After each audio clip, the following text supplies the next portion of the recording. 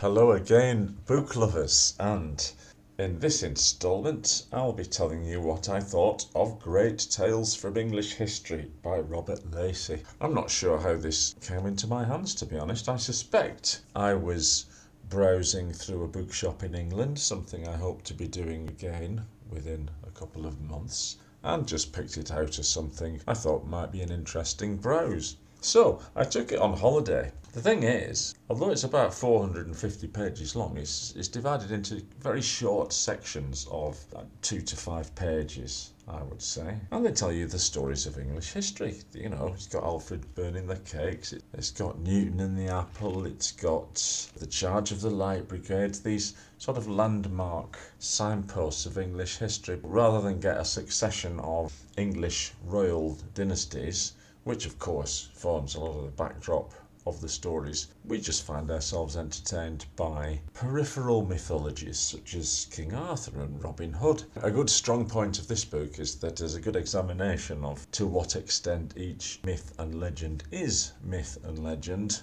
or is it based on some actual fact.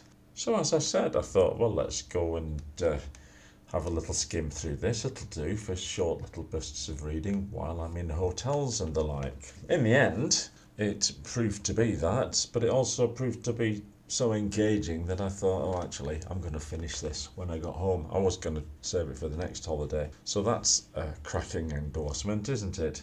If you're after a modern, accessible narrative history of England, copyright the BBC History magazine, I would agree, this is your man. I couldn't have thought of a better job, really. It links entertaining stories while at the same time fleshing out the backgrounds. And one thing I will say definitely in its favour is, because I find these things tend towards recentism, let's call it, that we don't even get to the 20th century until about page 400. So well done, Robert Lacey.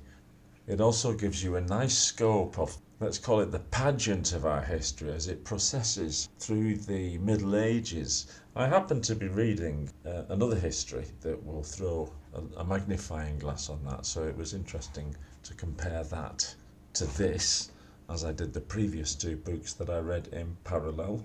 And yes, there were things I didn't know. My Hereward the Wake knowledge was pitiful, I discovered, and the fact that I only barely knew about Edith Cavell, her story is of course well worth knowing about, and a couple of other nice little nooks and corners, as well as some of the frontier battles, let's call them, that we fought to contest the fringes of our empire. So we get the story of Quebec, Captain Cook, the Boston Tea Party, etc. All very engagingly told. So it goes from Cheddar Man, 7150 BC. Oh, and congratulations for not falling into the debate over the speculative skin colour that was what brought this story to national attention.